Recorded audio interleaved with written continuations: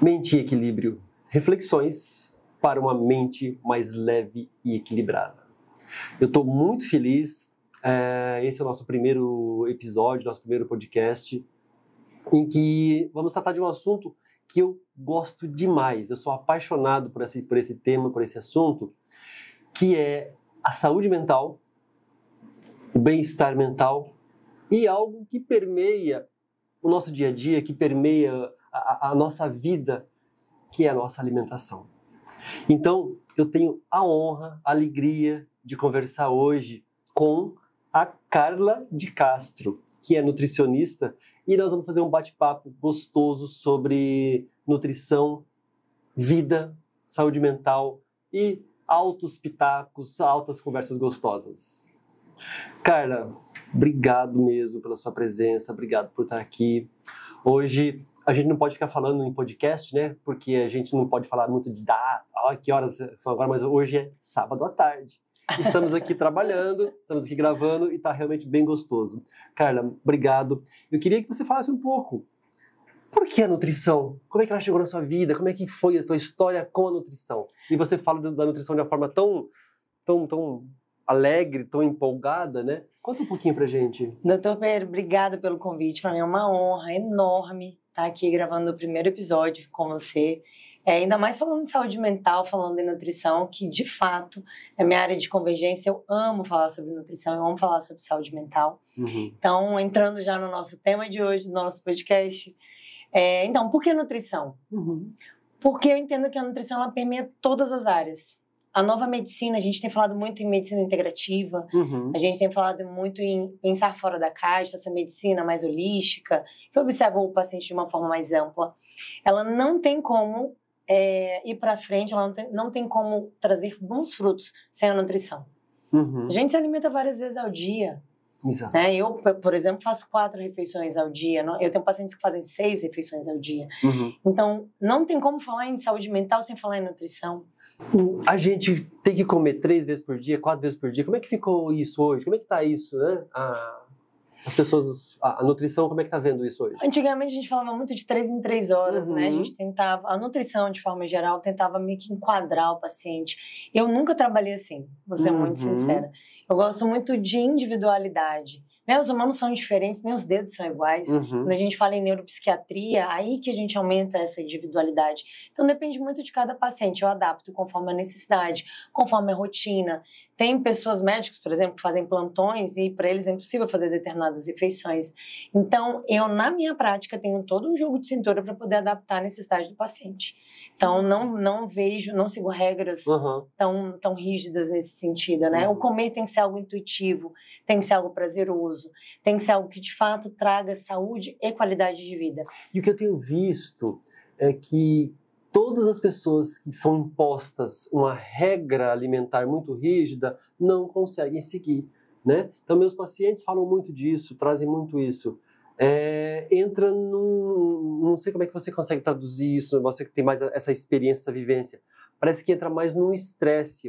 O alimentar com tanta rigidez entra mais num lugar de estresse. Exatamente, concordo com você. Isso. Concordo com você. Então, essa rigidez comportamental em relação à alimentação é ruim também. Né? Então, o profissional ele precisa ter esse joguinho de cintura, como eu falei, né? Essa flexibilidade de conseguir adaptar a dieta para o paciente. Então, por isso não tem regra. Eu falo que não existe dieta para nenhum tipo de transtorno, nem tampouco nenhuma patologia. O que existe é uma individualidade, um olhar muito mais personalizado para cada paciente. É igual suplementação. A minha necessidade de B12, por exemplo, é diferente da sua.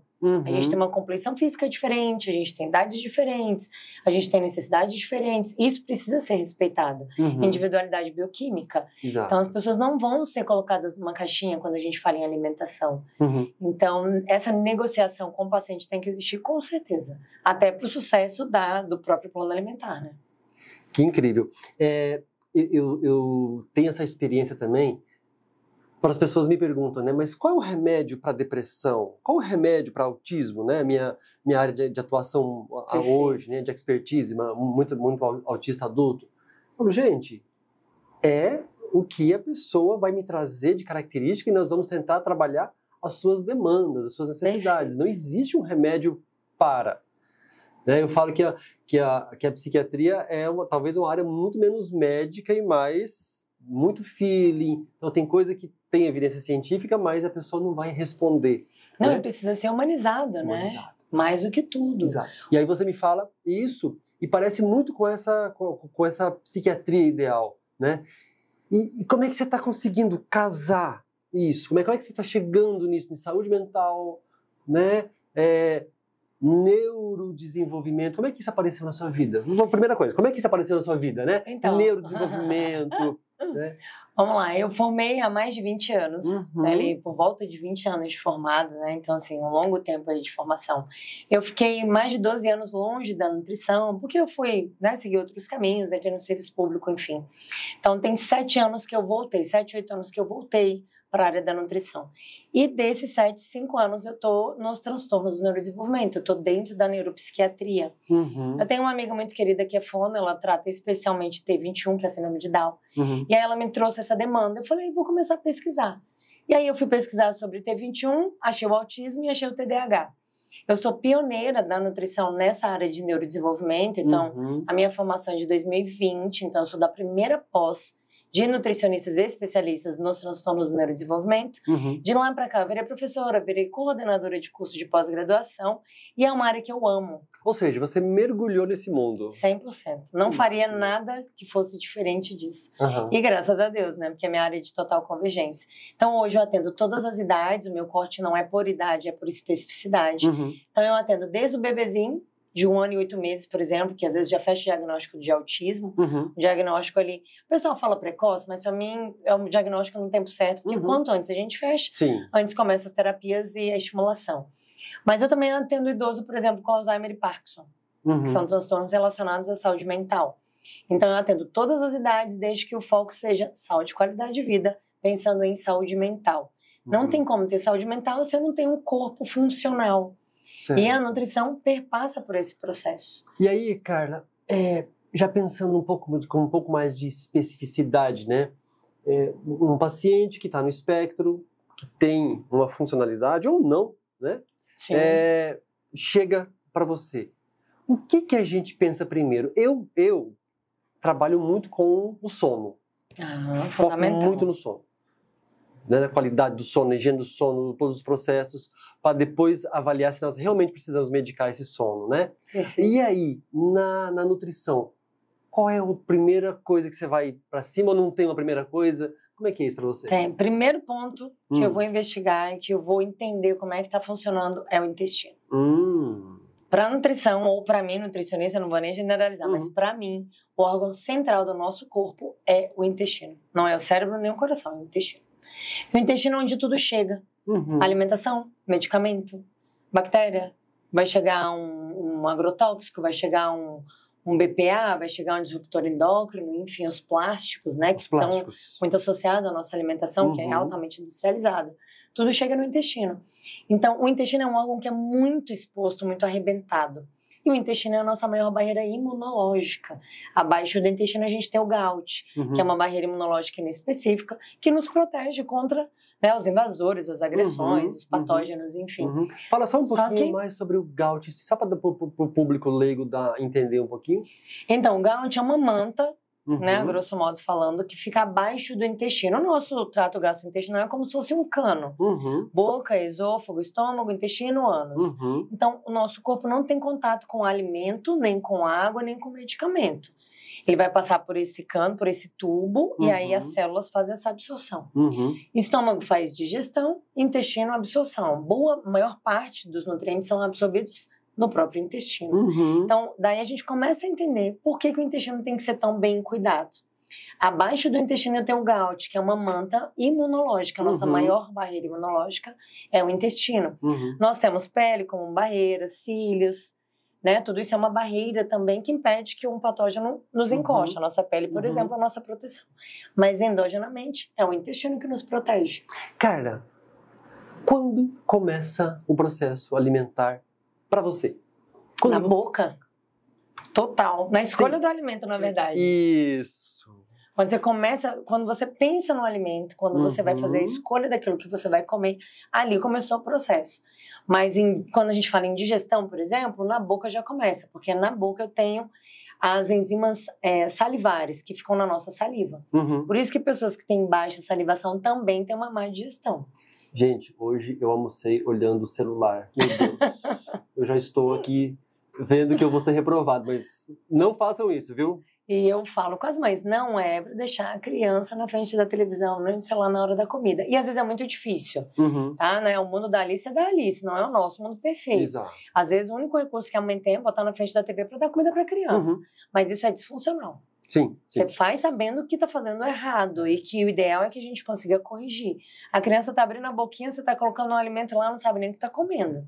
Eu sou instrutor de mindfulness, eu gosto muito do mindfulness em tudo na vida, né? Em especial na alimentação. E eu falo muito isso. E hoje eu estava vendo um vídeo que eu estava pesquisando, aí na hora que eu achei, eu estava com o prato. Aí eu falei assim, não, eu vou parar. Não, eu vou ver, eu vou parar. Mas eu tentando prestar atenção no meu prato de comida, né? E aí, quando eu te pergunto, quando começa, é exatamente essa questão da escolha e o preparar-se para... Né? Porque eu falo, não é só alimentação, preparar-se para dormir, preparar-se para trabalhar, porque nós não nos preparamos. Perfeito, a gente vai num mecanismo automático. A atenção plena, ela tem que estar em todos os momentos. E é o que a gente não tem. Você vê, eu tenho muito paciente que fala, eu acho que eu tenho TDAH. Né? Que não que o TDAH tenha virado moda, mas os sintomas dele virou. Sim. Eu tô com falta de foco, memória e concentração, eu acho que eu tenho TDAH.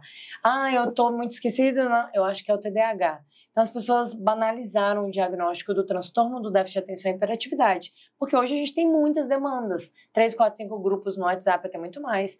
Rede social, você tem Facebook, você tem o Instagram, você tem o YouTube, você tem uns podcasts que você gosta, você tem os grupos da família, eu sou professora, eu tenho um grupo de alunos, grupo de coordenação, grupo de direção e por aí vai. Então nós temos muitas demandas e a gente tem dificuldade em canalizar a nossa atenção, que é a mesma coisa que acontece com o TDAH. Não é que ele tenha pouca atenção, ele tem muita, mas é desfocada. E a gente, quando tem muitas atividades, fica assim. Se você vai se alimentar sem se preparar para aquele momento, você vai errar. Todas as vezes que eu entro num self-service, eu converso comigo mesmo. Carla, presta atenção no que você vai comer. E aí eu entro na fila pensando, eu vou comer arroz, feijão, vegetal, salada, proteína. E aí eu pulo a batata frita, eu pulo o pastel, eu pulo tudo aquilo que não faz parte do meu processo alimentar. Exato. E é muito importante a gente ter isso em mente, porque nós temos que lembrar que nós somos, e aí eu vou usar a palavra pesada, escravos de um cérebro. Perfeito. Se nós não pensarmos, nós não tentarmos dominar esse cérebro e falar, eu vou comer isso, eu vou escolher o quê? Você vai no automático. Carboidrato. Mais fácil, mais gostoso. Mais gostoso, né? E o mais gostoso tá muito relacionado com açúcar e gordura. Ninguém fala assim, eu tô triste, tô chateado, vamos na churrascaria comer carne? Não. Vamos na doceria? Vamos na confeitaria? Sorveteria. Vamos na sorveteria? Sempre tá relacionado com açúcar ou com gordura, ou os dois juntos, que é o que deixa o alimento palatável, crocante, que você olha e você sente desejo, vontade de comer. Mas isso é uma falta de atenção naquele momento que você vai se alimentar. Que é uma coisa bem simples, até para nossa audiência fazer em casa. Na hora de comer, a pessoa muitas vezes está encurvada. Ela pega simplesmente o prato e começa. Daqui a pouco ela se sente mais... É como se ela estivesse entalada. Então, assim, a comida parou no meio do caminho, ela não mastiga bem, ela mastiga rápido, ela pega um copo de água de suco refrigerante, que é um outro prejuízo, porque o líquido dissolve as enzimas digestivas e atrapalha o processo de digestão. Então, não é para comer e beber na mesma refeição, no mesmo momento. Mas a gente já está fisicamente travado, bloqueado para aquela refeição. E aí, o que eu falo para os pacientes? Respira, abre o peito, toma um gole de água, hidrata a sua mucosa, pega o seu prato e vai comer. Muito mais fácil você fazer uma boa digestão nesse sentido do que você tá aqui, pandemia, você tá aqui trabalhando, vira, tá aqui o prato. Vira, tá trabalhando. Exato. Isso é péssimo. Levanta, respira, abre o tórax.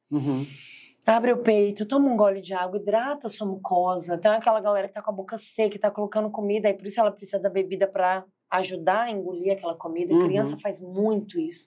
Eu não sei por que os pais têm um péssimo hábito de colocar o prato e um copo de suco. No geral, os pais fazem isso. Então, se você faz isso em casa, isso não é legal, né? Falando pra audiência. Tira esse suquinho aí da hora da refeição, hora de comer, hora de comer, hora de beber, porque a gente atrapalha o processo digestivo. E as pessoas comem de qualquer jeito, comem no celular, comem na frente da televisão. Então, isso não é impossível você ter atenção plena naquele momento. É igual dormir. Muitos pacientes falam, Carla, eu tô dormindo mal. Tá, me fala da sua rotina. A pessoa tá trabalhando até 10, 11 horas da noite, e aí ela toma um banho, volta e quer deitar e dormir. Eu falo, você não é um computador. O computador tem um... Buf, você aperta ali, ele desliga e acabou. O eletrônico você puxa da tomada. O nosso cérebro não funciona assim. Eu brinco que a gente tem que domesticar o cérebro igual faz com o neném. O neném, é um domesticar todos os dias, né? Porque senão ele vai... Vira uma regrinha. Exato. É um hábito. O neném, a mãe dá o TT, dá um banhozinho, apaga a luz, ele já sabe que ele vai dormir. Você vai criando ali uma repetição. Nosso cérebro é repetição também, ele aprende. Ele faz sinapses à medida que a gente repete um comportamento. Aí todo dia você quer dormir tarde, todo dia você quer deitar e apagar como se fosse um computador, não vai. Aí deita o coração, o olhão tá desse tamanho. Eu tô com insônia, vou tomar um remédio. Existem alimentos que nos ajudam a dormir melhor ou alimentos que pioram a nossa qualidade de sono, Carla? À noite, nada de açúcar. Nada de açúcar, porque o açúcar vai trazer um processo de mais energia, mais excitação, principalmente para os neurodivergentes. Então, criança autista com TDAH, nada de alimento açucarado à noite. Então, isso aí. E para os típicos também funciona. Eu gosto muito de falar em criança, porque a criança tem um terreno biológico muito limpo. Isso. Então, a criança come açúcar, você vê que ela já está mais agitadinha. O adulto tem boleto, marido, esposa, casa. Muitas influências, então às vezes a gente não percebe muito bem, mas o açúcar agita todo mundo. E aqueles alimentos que têm um poder mais calmante, por exemplo, os chás, que são fitoterápicos, que podem ajudar ali na indução do sono. Camomila, passiflora, mulungu, tem vários. E alguns alimentos também que são fontes de magnésio, eu gosto muito de dar magnésio à noite, porque o magnésio pode ajudar a indução do sono. Mas mesmo para criança? Inclusive para criança. Mas o nosso solo é pobre em magnésio. Então, o que a gente pode fazer? Uma suplementação com base em magnésio. E cuidado com chá para criança. Falei em chá e criança, pode ser que a audiência confunda. Chá, gente, é fitoterápico. Então, a gente não dá chá para criança. Eu só libero chá a partir de 12 anos de idade. Vamos dizer como psiquiatra. Fale mais sobre isso. É muito importante. Não recomendo chá para criança. Chá de criança é chá de fruta. Pega um abacaxi, corta a rodelinha, bota um maracujá, coloca uma maçã, laranja, ferve tudo e dá para a criança. Ótimo. O ritual do chá já traz uma vontadezinha de dormir. Eu falo isso para as mães. Cria um ritual do chá com a criança. Vamos tomar um chazinho? A criança adora isso. Vamos tomar um chazinho? Aí você leva para o quarto, pode fazer uma leiturinha, dá o chá para a criança, ela já vai entendendo que está indo para a cama. O adulto, adolescente a partir dos 12 anos, sim, já pode tomar chá de uma forma mais tranquila. Chá é fitoterápico. As ervas têm ação no sistema nervoso central. Eu também sou especialista em fitoterapia. E é interessante que eu recebo muito isso. Mas, doutor, em vez de tomar esse remédio, eu não posso tomar um fitoterápico? Aí eu chamo para aquela conversa. Olha só, fitoterápico tem uma ação metabólica tão intensa ou maior que uma medicação né, que não é fitoterápica, né? Tem ação no sistema nervoso da mesma forma. Então, tem que ser muito cuidadosa a indicação de um fitoterápico. Tem. E, inclusive, alguns deles têm, inclusive, interação com medicamento. A gente tem que ter bastante cuidado com fitoterapia. As pessoas acham que é livre. Vou fazer um chá de camomila e dá para um menino de 2 anos. Não, gente. Não. Não pode. Eu não recomendo. Chá de criança é chá de fruta. Então, você ferve a frutinha, dá para a criança como um chazinho, tá tudo certo. Gente, e o adulto vai tomar revinha. Uma criança até 12 anos. Não indico. Né? Não indico mesmo. Fruta. Outra coisa interessante que você me perguntou em relação ao horário de dormir, para os meus pacientes, todos, sem exceção, eu tiro feijão, que são as leguminosas, feijão, grão de bico, lentilha, ervilha, ninguém come isso à noite. E nem salada. Por quê? Tudo tem muita fibra. A fibra tem mais dificuldade para ser digerida. O papel da fibra é esse. Ele aumenta o tempo de digestão para você não fazer um pico glicêmico. Mas isso é para o horário do almoço. Horário do jantar, ninguém deve comer feijão nem salada. Aí a blogueira fitness, você quer falar de nutrição sem saber faz o quê? Pratão de salada à noite. Meu Deus. E aí todo mundo segue pratão da salada. Gente, eu juro que eu tô aprendendo isso agora também, tá? Mas os meus pacientes falam, como assim não pode comer salada à noite? Não, não pode. Mas como assim, Carla? Como assim, Carla? muita fibra. O que acontece? O nosso estômago, ele tem a habilidade de digestão, estômago, digestão, intestino, absorção. Tá. O nosso estômago tem a habilidade para fazer digestão em pé, porque nós estamos sentados, mas o nosso estômago está em pé. Tá tudo certo. Se eu estiver em pé ou sentado, ele continua em pé, né? Tá no tronco. Ok. À medida que eu deito, ele deita junto comigo. Certo. O nosso estômago tem a habilidade para fazer digestão em pé. Se eu deitar, ele perdeu a habilidade dele. Imagina você comer um prato de feijão com salada à noite, muita fibra, digestão mais dificultada, e você deita de estômago cheio ainda. O que vai acontecer? Aquela comida vai ficar rodando a noite inteira. É o paciente que não dorme bem, é o paciente que acorda no meio da noite com sede, é o paciente que acorda arrotando, sem fome. Eu recebo vários. Eu não tenho fome de manhã. Primeira pergunta, o que você está comendo à noite? Não, eu como salada com grelhado. Outro aspecto muito interessante, que é, mas eu durmo a noite inteira, tá? Mas como é que é a qualidade do teu sono? Outra coisa. Porque eu tenho, inclusive, pacientes que falam assim, não, doutor, mas eu posso tomar um café de noite, eu durmo? Doce ilusão. Doce ilusão. Né? E para quem é um metabolizador rápido, né, CYP1A2 é um mapeamento genético, eu também sou especialista em genética, eu faço mapeamento na clínica. Eu sou uma metabolizadora rápida de café, inclusive eu sou amante do café, eu adoro café. Mas eu não tomo café depois das 16 horas, porque ainda que eu não perceba isso na prática, isso vai influenciar a minha produção de melatonina. Exato. Não tem jeito, não tem humano que não tem influência de café. Todo mundo tem. Só que a diferença é que o metabolizador rápido, ele consegue tirar aquilo da corrente sanguínea mais rápido. Mas o café leva de 6 horas, em média, para ser metabolizado. Se eu tomo um café 4 horas da tarde, até 10 da noite é capaz de ainda ter cafeína circulante. E depende da qualidade do café, da concentração da cafeína, da quantidade de café que eu tomo. Na dúvida, não ultrapasse. A gente vai tomar café até 2, até 4 no máximo. Criança não deve tomar café. Ponto. Repete. Criança não deve tomar café. Tá, a partir de 12 anos, a gente começa a liberar um pouquinho de café. Principalmente para aquela família que já toma, que já tem muito costume. E se for o caso, a gente entra com descafeinado. Repete. Então, criança não toma café. Só a partir dos 12 anos e com cautela.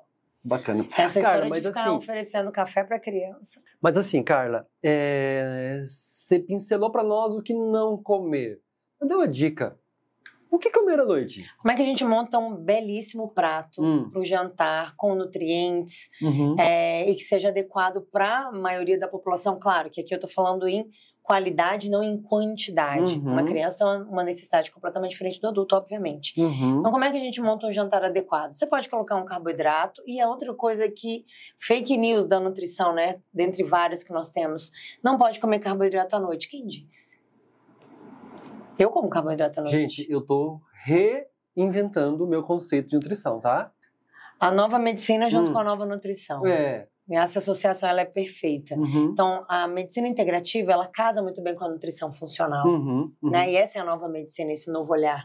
Então, à noite a gente pode comer carboidrato? Pode. Mesmo o paciente que quer emagrecer, ele pode comer carboidrato. Carboidrato saudável. Arroz, batata, batata doce, mandioca, cará, inhame. Carla, gosta de macarrão. Vamos usar macarrão sem glúten. Sim, eu sou da turma que tira glúten, sim, porque o glúten é uma proteína grande, de difícil digestão e altera o intestino. Principalmente em período de modulação intestinal. Então, você tem uma gama de alimentos, né? Uma diversidade de alimentos que você pode escolher. Uma fonte de carboidrato, uma proteína, prefiro frango ou peixe, à noite. Por quê? Digestão mais facilitada. O frango é muito mais levinho, o peixe é muito mais levinho do que uma carne vermelha, por exemplo. Então, se você vai escolha o adequado, frango, peixe. E um vegetal cozido, 2 vegetais, uma abóbora, uma abobrinha, uma berinjela, chuchu, quiabo, aí tem tantos, aquilo que você preferir. Então, para o jantar, a gente tem 3 itens muito claros. Um carboidrato, uma proteína e um vegetal cozido. À noite, a gente não come nada cru. Não entra salada à noite. E as pessoas estão comendo um monte de salada. Ainda bota croutons lá no meio, que tem trigo, tem glúten, ainda bota queijo para deixar mais dificultada ainda essa digestão. Então, com carboidrato, proteína e um vegetal cozido, você tem uma gama de alimentos. Purê de batata à noite, pode? Pode. Claro que você não vai comer um monte, e aí entra a individualidade. Vamos fazer o cálculo da necessidade energética de cada um?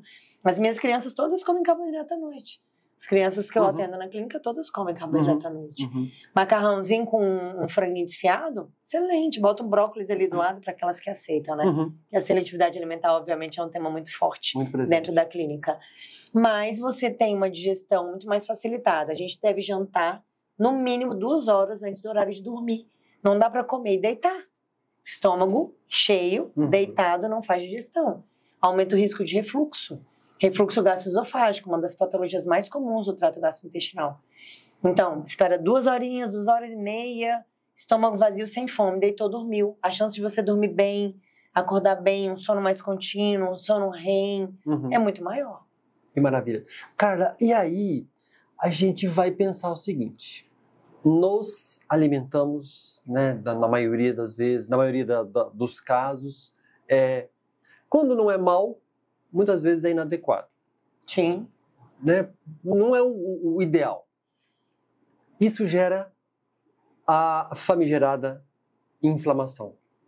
E uma coisa que eu falo todos os dias, né, repetidamente: não existe inflamação do intestino sem a inflamação global. Nós somos globais. Cérebro e o sistema todo, exatamente. Né? Eu tento explicar, né? Nós não somos um ser separado da cabeça. Perfeito. Né? Nosso cérebro, se o intestino inflamou, o cérebro inflamou. Se eu peguei dengue, o meu cérebro também inflamou. Ah, mas existe a barreira hematoencefálica? Existe, graças a Deus. Sim, senão, com certeza. Né? Mas as pessoas esquecem que muitos compostos perpassam a barreira. Exato. E aí entra o cerne, talvez, da nossa conversa, né? Um corpo inflamado vai ter um cérebro inflamado e vai ter um comportamento disfuncional. Perfeito. Como é isso? Como é que você... Aí eu volto de novo àquela pergunta inicial. Por onde você começa? O que você pensa primeiro em fazer, né? Você vai fazer uma terapia, uma dieta, uma suplementação, né? Como é que isso aparece? Excelente. Nós somos biopsicossociais. Né? Não tem como separar o corpo da mente. As pessoas olham muito o corpo e esquecem a mente. Não, eu vou cuidar do corpo e a mente X. Não, então eu tô com o intestino todo alterado, mas eu quero uma mente ótima, com memória, foco, concentração, criatividade. Produção. Né? E muitas vezes produz, porque vai no grito, né? A pessoa tá exausta, já não tá mais aguentando. Claro, ela não tá dando o substrato para aquele corpo conseguir fazer aquela produção toda que ela está requerendo. Não tem como. Onde eu começo? O centro do processo inteiro, intestino. E eu levei muito tempo para entender isso. Foram muitas pós-graduações, foram muitos estudos, muitos artigos, muita pesquisa. E muita prática. Muita prática, muito paciente na clínica. Não tem certo e errado, porque tem ciência por trás, mas foram muitos protocolos para eu entender, no final da história, que eu precisava começar pelo intestino.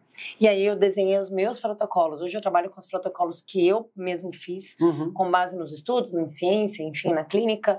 Então, primeira coisa que eu faço, primeiro, 01, intestino. E eu falo isso para as minhas alunas, eu dou aula, né?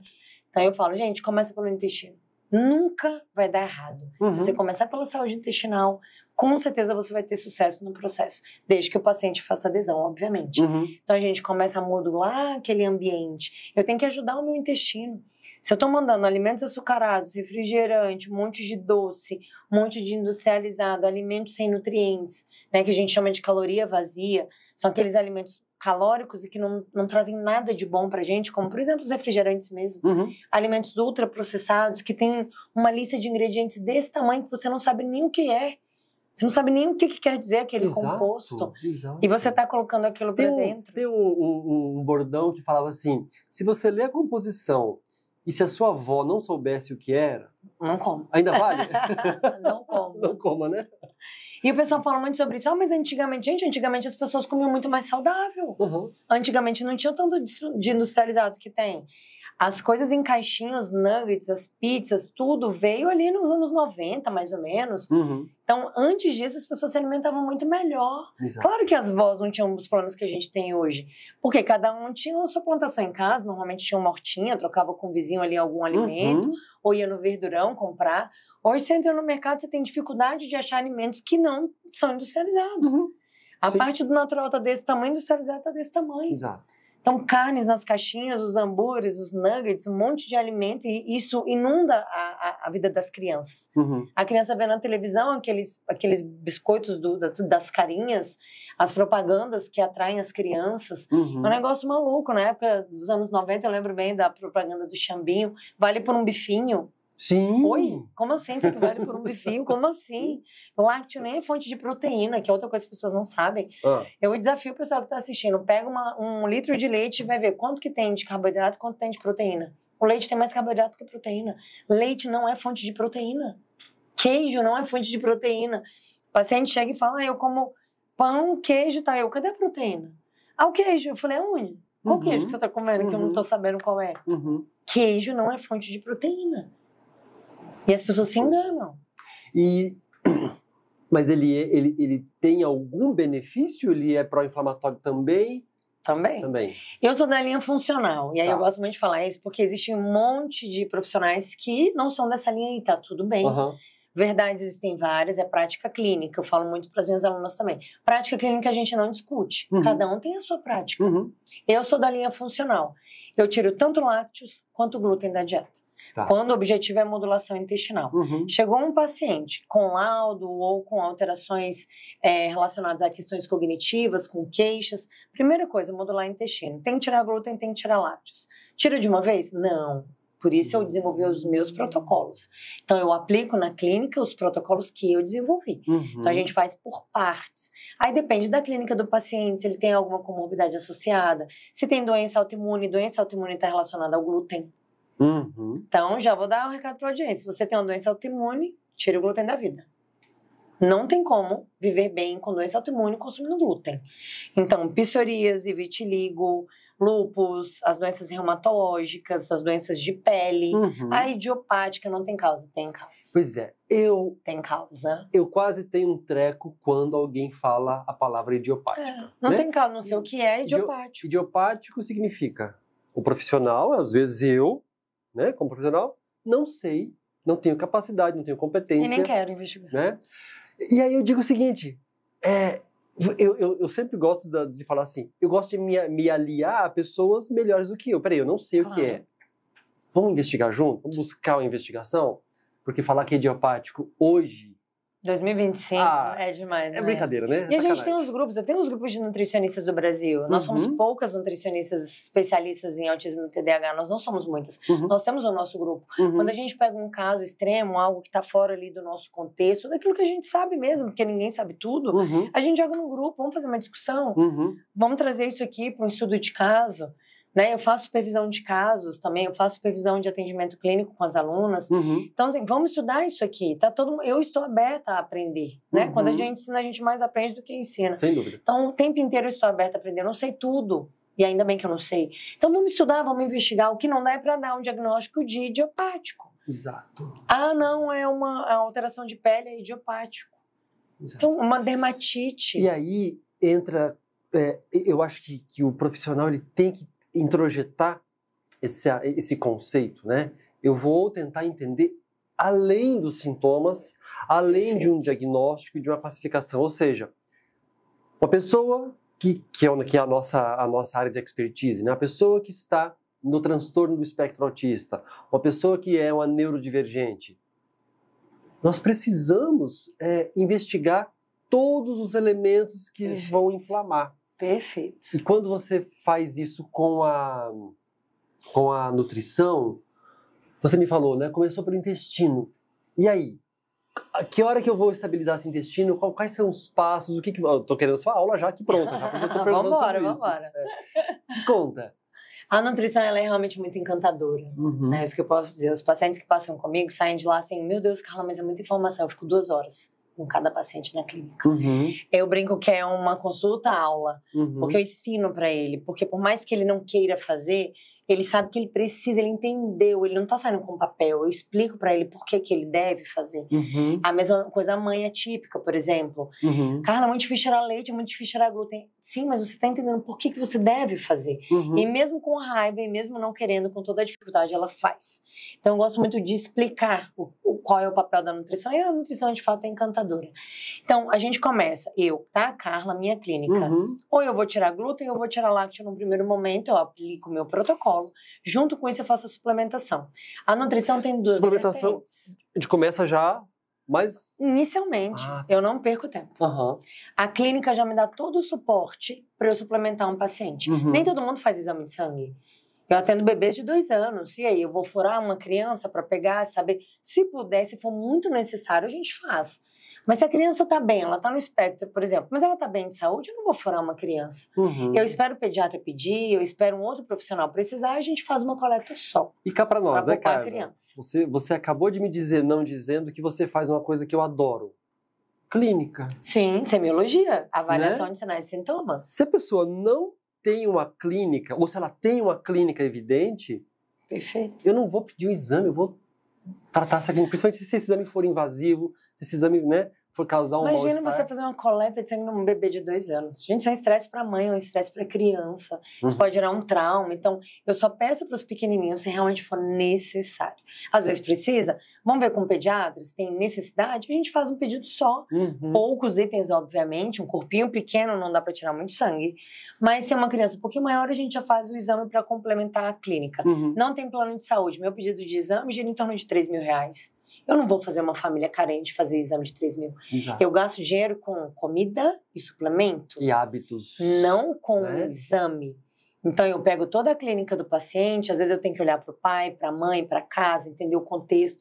Semiologia, análise de sinais e sintomas. Não dá para dizer que é profissional da área da saúde sem saber fazer uma boa semiologia, sem analisar sinais e sintomas. Então, a clínica do paciente já me permite suplementar. O paciente já sai da clínica com a suplementação pronta, eu desenho a suplementação para ele.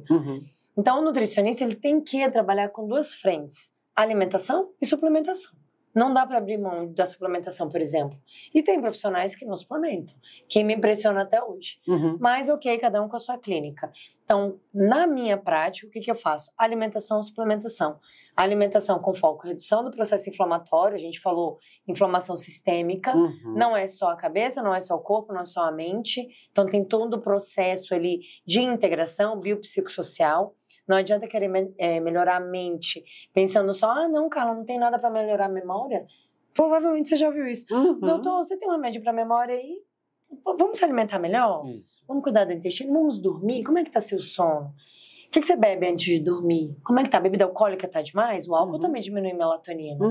Tá comendo comida muito densa caloricamente à noite? Muito carboidrato de noite? Seu corpo não vai conseguir metabolizar.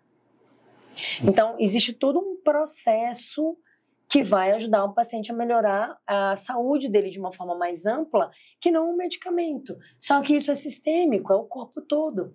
Não dá para olhar só uma ponta. Então, a gente começa pelo intestino, faz a modulação intestinal, exclui glúten, exclui lácteos, né? Cada paciente com seu tempo, suplementa e observa. A clínica me devolve. Passou 45 dias, 60 dias, depende de cada caso, o paciente volta. Como foi? O que teve de resposta? O que melhorou?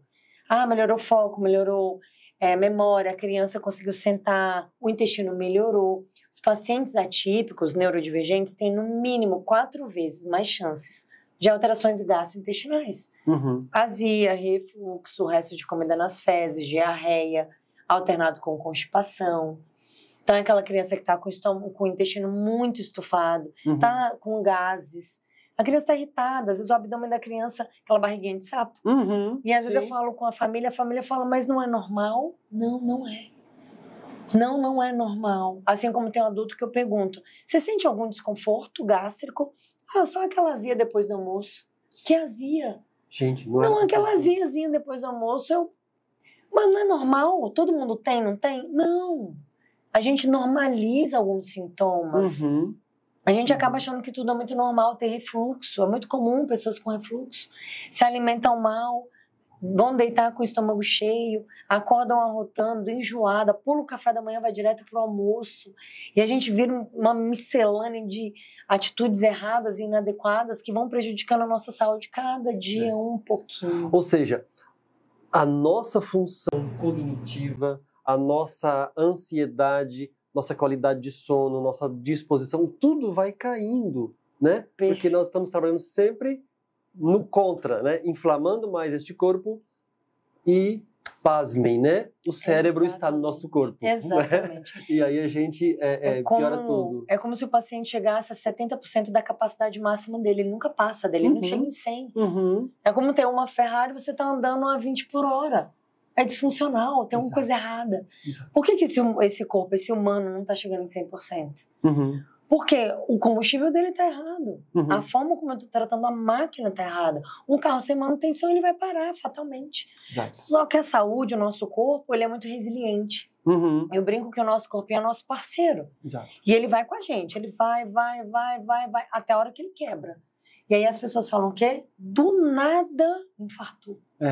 Do nada. Tava tão bem. Teve um câncer de intestino. Não foi do nada. Tem quanto tempo que essa pessoa está se inflamando? Exato. Biopsicossocial. Carla, eu vou te fazer uma colocação e você, por favor, me corrija se eu estiver errado. Eu vejo que a pessoa autista, ela busca um psiquiatra, ela se propõe a tomar remédio para tratar uma ou outro sofrimento, um ou outro sintoma, mas eu não vejo esses pacientes, essas pessoas buscarem a sua transformação orgânica através da nutrição. Perfeito. Tô falando besteira ou é realidade? Essa é a mais pura realidade. Triste realidade, né? Triste realidade. Tanto em adultos como em crianças ou em qualquer outro paciente. O autismo, ele é um transtorno do neurodesenvolvimento e a gente tem visto e percebido que o número tem aumentado absurdamente. Hoje a prevalência de autismo, dados do CDC dos Estados Unidos de 2023, é uma criança para cada 36. Exato. E esse número já está defasado. Então hoje a gente já tem um levantamento do MAB, inclusive Mapa Autismo Brasil, que está sendo feito, então vai ser divulgado, então a gente vai ter dados do autismo no Brasil, que a gente ainda não tem dados oficiais. 2025 vai ser lançado o novo dado do CDC, e a gente tem a expectativa aí de que esse número aumente. Costumo falar muito que o autismo não é bom e nem é ruim, o autismo é uma condição. Exato. A gente não quer uma característica, a gente não quer acabar com o autismo no mundo, a gente quer entender como ele acontece e como é que a gente pode melhorar. Um último profissional que os pacientes procuram ou que o próprio profissional da saúde indica é o nutricionista, infelizmente. Eu pego muitos laudos onde ou o pediatra, o neuropediatra, o próprio psiquiatra indico para fono, para TO, para terapia, para musicalização, para qualquer que seja a terapia, e a nutrição raramente aparece. Porque as pessoas ainda não conseguem identificar a nutrição dentro do autismo. Só que quantas vezes nós nos alimentamos ao dia? Quantas vezes uma criança, um adulto ou um idoso autista se alimenta ao dia? Não muda o fato do autismo estar como uma condição instalada naquele paciente. É um humano como qualquer outro. Eu preciso cuidar da minha alimentação, você precisa cuidar da sua. Por que com o autismo é diferente? Por que uma criança que está no espectro seria diferente? E eu já ouvi de alguns profissionais, para que nutrição? Já sofre tanto. Para que levar no nutricionista? A vida dessa criança já é tão difícil. Já é seletiva, você ainda vai fazer dieta? Quando, na verdade, é a dieta que vai salvar aquela criança das comorbidades que ela está sofrendo, principalmente relacionadas ao intestino. A criança autista, o paciente autista, tem 4 vezes mais chances de alterações gastrointestinais. Como é que eu corrijo isso? Com a comida, com a suplementação. Se eu não olhar para aquilo que não é do autismo, eu não trato o autismo. Então, a alimentação não é do autismo. A alteração não é, nossa, existe uma dieta para o autismo? Não, não existe. O que existe é um olhar individualizado, personalizado, que vai corrigir qualquer alteração ou deficiência nutricional que aquele paciente tem. E eu farei com qualquer um. TDAH, transtorno do déficit de atenção e hiperatividade. Baixa produção de dopamina e noradrenalina, lóbulo pré-frontal, prejudicando funções executivas. Se eu não tiver B6, B9, B12, se eu não tiver magnésio, se eu não tiver vitamina C, se eu não tiver vitamina D, eu não consigo produzir neurotransmissor. Aí o remédio vem para fazer uma recaptação de serotonina, lóbulo pré-frontal, lá na sinapse. Joia. Mas se eu não tenho nem os precursores para produzir serotonina, eu vou recaptar quem? Vou recaptar o quê? Então, não seria muito mais óbvio melhorar primeiro o intestino e suplementar e dar o substrato para o corpo produzir, para depois eu querer recaptar, se precisar? Exato. E aí tem muitos pacientes que não são medicados. Uma crítica que eu faço à medicina, né, medicina talvez ocidental, é que eu na minha formação, eu tive um semestre de nutrição. Não, ainda fico feliz que você tenha tido, porque muitos nem isso. Então, tendo um semestre de nutrição, qual é o preparo do médico de modo geral? Você pega assim, um médico de PSF no interior do país. Qual é o grande recurso que ele tem? Seria orientar a nutrição. Exatamente. E nós não temos esse conhecimento. Exatamente. Se não for uma busca pessoal, ele não vai ter isso na formação. E a crítica que eu faço não é ao profissional, é à instituição. Exato, ao sistema. É ao sistema educacional, é a grade curricular da medicina. Uhum. Por que não tem nutrição associado? Por que não tem um nutricionista lá dar uma aula para os médicos? Uhum. Exato. Por que não? Exato. Na pós que eu coordeno é médicos e nutricionistas, eu dou aula para médicos também. Uhum. Parece que existe uma hierarquia, parece que é quase que proibido o nutricionista dar uma aula para o médico, mas isso é uma vaidade. Isso não ajuda o nosso paciente. E você falou algo muito importante, na nutrição a gente também não tem toda a base que eu tenho, por exemplo. Eu tenho 7 especializações. Se eu não tivesse formado e ido atrás da minha formação, certamente eu não estaria aqui falando com você sobre todo esse tema tão profundo, tão rico e tão importante, tão delicado e tão novo. Igual a gente está aqui nessa conversa tão profunda e tão importante, né, para a nossa audiência. Mas eu precisei ir atrás, assim, como você também foi atrás do seu conhecimento. Então vai muito do profissional, mas a informação está aí. A gente está num mundo onde a informação está totalmente entregue, mas as pessoas não querem. Elas leem o início da notícia e não querem ler o resto. Elas querem tudo pocket, tudo mastigado, tudo pequenininho. Um podcast de 10 minutos é muito grande. Não, eu quero 25. Em 5 minutos ninguém aprende nada. Exato. Os nossos profissionais da área da saúde, nutricionistas, médicos e tantos outros, precisam entender que o estudo ele é continuado. Se não quer estudar, não vá para a área da saúde. Sim. O que era bom ontem, hoje já não é mais. Eu tenho o maior cuidado do mundo para cada aula que eu dou, pegar todos os artigos mais novos. O que saiu de novo na nutrição no autismo? Tem novidade? E às vezes eu não acho mais nada, porque eu já tô... Sai um, eu tô lendo. Sai um, eu tô lendo. Eu tô acompanhando. Eu acompanho os meios de comunicação que trazem essa informação. E as IAs estão aí para ajudar a gente nesse sentido. Eu não vou montar uma aula para uma turma porque tem tema desatualizado. E a medicina, ela é muito rápida. Né? Graças a Deus a gente está aqui. Tem um monte de cientista ali debruçado nas pesquisas para nos fomentar, nos ajudar. Infelizmente, cada vez menos cientistas, né? Que o recurso para esta ciência... Outra crítica. Né? O recurso para esta ciência, que é uma ciência básica, que cada vez mais escassa. Que não gera lucro, está cada vez mais escasso. Exatamente. Né? Só que se nós, como profissionais da área da saúde, que vamos atender, né, a nossa população, se a gente não estiver empenhado em estudar, aprender cada vez mais, quem é que vai fazer? Eu falo isso muito para os alunos. Eu falei, se a gente não fizer, quem faz? Né? Vocês vão atender a população que hoje está nascendo, que está vindo, que é pequenininha, o aluno o nutricionista, o médico que está em formação. Como é que vai ser a medicina daqui 10, 20, 30 anos? Exato. Eu temo por isso também. Então, assim, a minha parte de estudar e fazer uma boa entrega eu faço, mas será que está todo mundo pensando sobre isso? Uma crítica mesmo, não ao profissional, mas ao sistema educacional que muitas vezes é falho. Exato. Né? Um médico que não tem aprofundamento em nutrição, um gastro que não tem nutricionista na equipe, como? Como que eu vou tratar o estômago se eu não estou entendendo o que o paciente está comendo? Ah, vai tomar um omeprazol pro resto da vida. Eu recebo crianças no consultório tomando Losec. Dá Losec. O menino tem refluxo, mas não pergunta o que come, não pergunta como é que está o intestino. Nem tudo é autismo, a gente precisa investigar as comorbidades associadas. Exato. Né? O autismo que a gente vê é a ponta do iceberg. A criança está com dor, ela está irritada. Isso não é do autismo, eu escuto muito. Ah, o autista é agressivo. Não, não é. Na maioria dos casos isso é dor.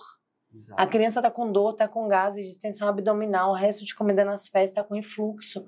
Se ela for não verbal, ela vai agredir, porque é a forma que ela tem de se comunicar com o mundo. Sim, e pensando que nós estamos com um cérebro inflamado, a reação vai ser uma reação desproporcional. Total. Né? O córtex pré-frontal, ele vai cair a capacidade dele de frear. Perfeito. A função executiva dele já está prejudicada. Exato. Que é a habilidade que aquela criança que está inflamada, com dor, com o cérebro a mil, tem para atuar de uma maneira adequada.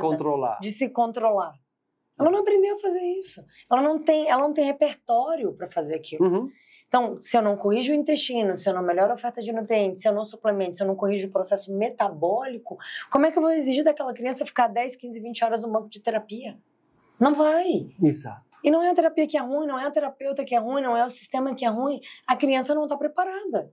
Não tem. E aí, não tem. Nós temos que pensar com muito cuidado, né? E aí eu vou te pedir muito cuidado na minha palavra, se nós não estamos cometendo a outra violência de colocar uma criança, colocar um adulto em tantas terapias, e aquele cérebro, aquele corpo, não tem condição de assimilar esse processo. É inundado de informação e não tem como nem metabolizar tudo aquilo. Eu, às vezes, recebo no consultório crianças que estão exaustas, exauridas. Eu olho para a criança e falo, mãe, o que aconteceu com essa criança?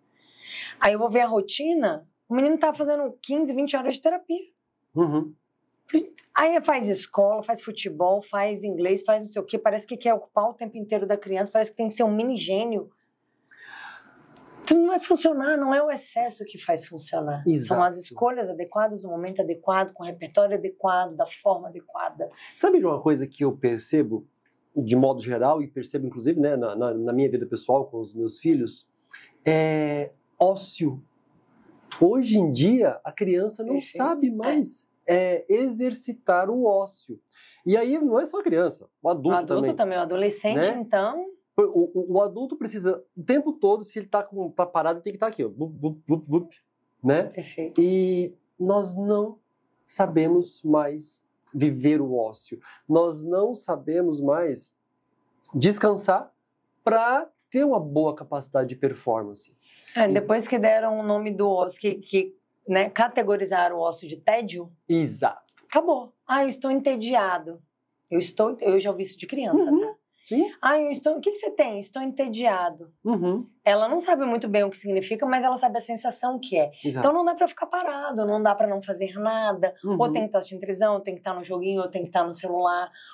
Não, se eu tô parado, eu estou entediado. E aí a gente vem com um adolescente que tem um alto grau de ansiedade, uma inabilidade absurda para lidar com as questões emocionais, não reconhece as suas próprias emoções, né? Muito cedo já está num processo ali de saúde mental fragilizado, e um adulto que com certeza vai levar todos esses problemas para a vida dele. Então ele vai ter problemas na vida pessoal, de relacionamentos, ele vai ter problemas no trabalho, ele vai ter problema com a liderança superior, ele vai ter um problema para ser um líder, para se comunicar. Uhum. É um prejuízo para a vida inteira.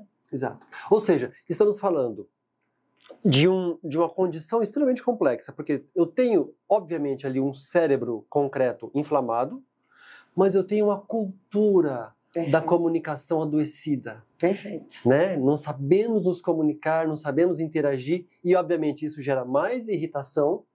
E se eu não estiver atento, o que eu vou fazer? Eu vou comer a minha raiva, eu vou, né, beber a minha angústia, eu vou comer a minha irritação e entra o ciclo vicioso. E é onde as pessoas começam a descontar na própria comida. Comida é uma das grandes fontes de dopamina. Uhum. E é uma dopamina muito fácil, muito acessível. Porque o cigarro a bebida a droga a compra, essa questão financeira também mas a comida e é fácil achar comida. A comida tá aqui, ó, iFood, um passo. Liguei, pediu, chegou na minha casa. Um combo de calorias vazias, mas que vai, né, aos pouquinhos alimentar aquela alma de algo que eu acho que é bom, mas que dura alguns minutinhos, depois ela vai cair abruptamente. E eu já produzi uma sinapse ali, eu já aprendi o caminho. Exato. Todas as vezes que eu tiver a mesma sensação, eu vou lá e repito aquele mesmo comportamento, porque isso aqui é bom. E olha só como é que as coisas são interligadas, né? É o mesmo processo da dependência química. Sim. Então, quando a pessoa chega para mim com uma condição de dependência química, eu tento mapear o processo. Para tal droga, tal medicamento. Não, gente. Individualidade. Qual é o processo? Né? Como é que essa pessoa funciona? Então, todas as questões a gente precisa E é uma crítica, né, que eu faço também à medicina, falando especificamente da psiquiatria, né, que é a tua área, que me parece muitas vezes que é uma receitinha de bolo. Exato. Para vício, vamos usar uma bupropiona, BUP, né? Famoso BUP. Para ansiedade, vamos usar um estalopram. Se é depressão, a gente vai usar... E por aí vai. Então, vira quase que uma receitinha de bolo. Mas eu não tô olhando. Eu não tô olhando por baixo disso. O que tem por baixo disso, a gente aponta do iceberg. O humano é muito maior do que isso. Exato. Né? A gente precisa ter esse olhar mais amplo. A gente precisa entender quais são as questões. Só que as pessoas, na maioria das vezes, os profissionais não estão dispostos. Muita gente me pergunta, Carla, se você aceita plano de saúde? Não aceito. Minha consulta dura 2 horas. Eu não consigo fazer nada diferente disso. Eu nunca aceitei plano de saúde. E não é uma crítica aos profissionais que aceitam, mas a minha prática não cabe. Eu não dou conta, eu não consigo conhecer minimamente um paciente em menos de 2 horas. É uma crítica ao sistema. É uma crítica ao sistema. Como é que eu faço uma boa anamnese? Às vezes eu recebo pacientes autistas, por exemplo, TDAH, que têm dores articulares, questões ali intestinais muito presentes. Eu preciso saber como é que foi a infância. Às vezes eu descubro que lá na infância teve uma APLV, alergia à proteína do leite da vaca, que lá atrás foi feito um enfrentamento. Vamos enfrentar, e taca leite no menino. Aí o corpo parece que aceitou, porque o nosso corpo é muito resiliente, ele é parceiro, ele acaba gerando um processo de tolerância imunológica, que a gente chama, que é quando o corpo não está confortável, mas ele não vou ficar brigando com isso. E a pessoa vem fazendo aquele consumo inadequado, quando chega na fase dos 30 anos, está um processo inflamatório generalizado. Instalado. Então, eu tenho que saber como é que foi a infância do paciente? Claro que eu preciso saber. Na anamnese das minhas crianças autistas, tem inclusive perguntando como é que foi a gestação. Eu vou para antes do nascimento. Como é que eu faço isso rápido? Mas nem todos os profissionais estão dispostos, porque cada paciente é uma história, cada paciente é uma vida. Eu falo muito sobre julgamento, a gente não deve julgar a vida do outro, eu não sei o que o outro tem. Eu não sei o que ele passou há 20 minutos atrás. Imagina uma criança atípica que teve um processo de vida. Tem que entender minimamente. A gente não vai entender tudo. Mas o mínimo, pontualmente, a gente vai entender para fazer uma melhor abordagem. Não tem receita de bolo. Exato. A medicina não é receita de bolo. Carla, uma pessoa que tenha, uma família que tenha talvez pouco recurso, mas que a gente percebe, entende, pelo menos na minha concepção, mudando a alimentação dela já tem grande chance de mudar muita coisa. Perfeito. Que dica você daria para essas pessoas, né? Para uma pessoa que, olha, eu quero começar pela alimentação, o que mudar? Então, a gente tem algumas frentes, né? Algumas dicas que eu posso dar. Por exemplo, reduzir o consumo de alimentos açucarados. Então, a redução do açúcar já traz muitos benefícios. Reduzir o consumo de alimentos ultraprocessados. Então, tudo que é caixinha, tudo que é código de barra, a gente tem uma máxima na nutrição, né? Desembale menos e descasque mais. Então, vamos comer mais alimentos saudáveis.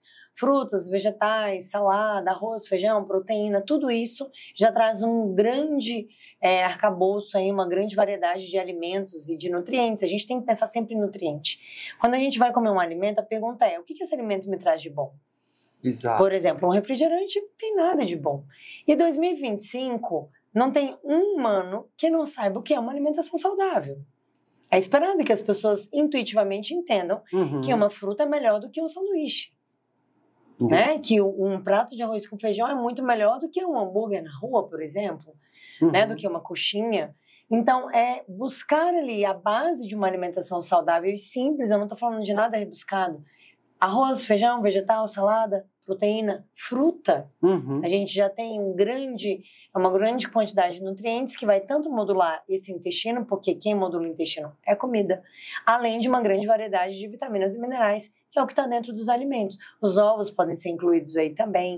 Então, o consumo proteico também é importante. As pessoas têm uma tendência a comer pouca proteína. A gente acha que o brasileiro come muita proteína, mas na verdade ele come pouca proteína.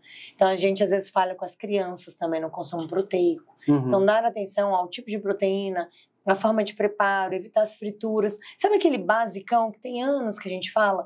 Que parece que às vezes fica até repetitivo. Que a vovó fazia. É, o básico que funciona. Você fala, ai que chato, de novo essa história de nutrição. Gente, é isso. A comida é a mesma. Nós somos humanos. apesar das nossas diferenças, nós também somos muito parecidos. Exato. Né? O que funciona para você vai funcionar para mim, guardadas as devidas proporções.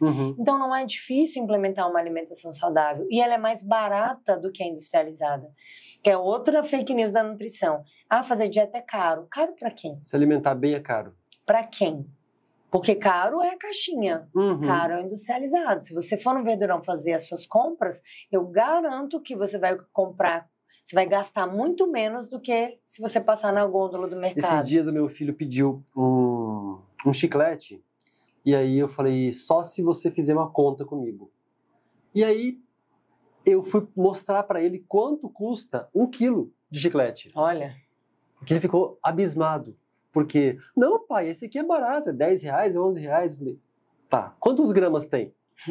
Então, didático. Exato, né? Pegar o chiclete, que é alguma coisa, e mostrar o preço de 1 quilo de chiclete, que saía mais de 300 reais. Meu Deus. A conta que nós fizemos. E aí você me fala isso agora, né? Alimentação saudável é mais barata. Realmente. Mais barato, né? Gente, é no Verdurão. As minhas compras eu faço no Verdurão. Ai, tem que ser orgânico. Se puder, ótimo. Mas se não puder, gente, o básico que funciona. Exato. Sabe? Então, assim, a gente tem que parar de querer fazer uma meta grande e pensar no pequeno. Às vezes, só de incluir um ovo ali no café da manhã, você já está melhorando o seu padrão de saúde. Só de tirar o refrigerante na hora do almoço. Reduzir, eu não estou falando para excluir. Você toma 2 latinhas, vai tomar só uma. Já é metade do caminho. Exato. Às vezes as pessoas não fazem porque elas querem fazer coisas grandes, coisas que vão impactar. Não, faz o pequeno primeiro. O pequeno todo dia bem feito já é um ótimo caminho. Deixa eu perguntar. Refrigerante convencional, refrigerante zero. Fake news da nutrição, tudo refrigerante. Tudo tudo refrigerante. péssimo, Tudo tudo péssimo. péssimo. 2025 não dá para defender. Tá. Eu sei que muita gente é contra essa fala. Tem profissionais, inclusive, da área de saúde, não, porque o zero tudo bem e tal. Não, não é tudo bem. A Coca-Cola tem um ingrediente chamado caramelo 4, ele é cancerígeno. É o mesmo que está no shoyu. Então, não dá para defender um alimento que tem um potencial cancerígeno. Para que está tomando?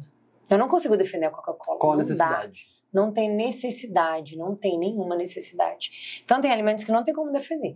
É muito diferente, de repente, a família já tem o hábito de talvez comer uma pizza junto, ambiente familiar, tá todo mundo... Tudo bem, a gente vai viver e o social também importa.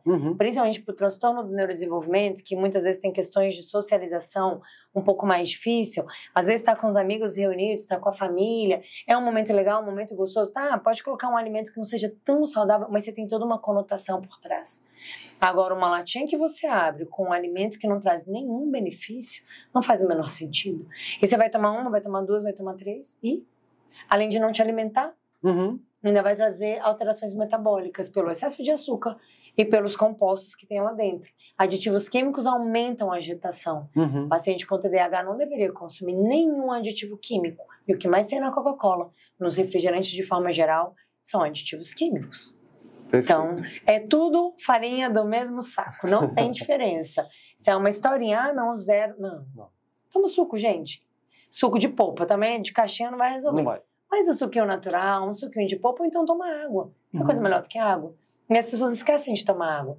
Elas substituem a água pelo refrigerante, a água pelo suco, a água pela fruta. Eu já ouvi pacientes falando, quando eu tô com sede eu como fruta. Não entendi. Não existe, né? Onde você tirou essa relação de que a fruta mata a sede? A fruta pode ser refrescante, sim, um melão, por exemplo, um abacaxi, a melancia que tem muita água, ok. Mas isso não vai substituir a quantidade de água que você tem que tomar. Certo. E qual a quantidade que uma pessoa adulta como eu aqui, 72 quilos, tem de tomar de água por dia? Perfeito. A gente faz uma conta muito simples para a gente chegar à necessidade diária. 35 ml por quilo de peso. Então, você vai fazer 75... 72 vezes 35. E aí você vai achar, vai dar mais ou menos uns 2.700, e aí eu arredondo para 3. 3 litros já tá valendo. Pode tomar 3 litros.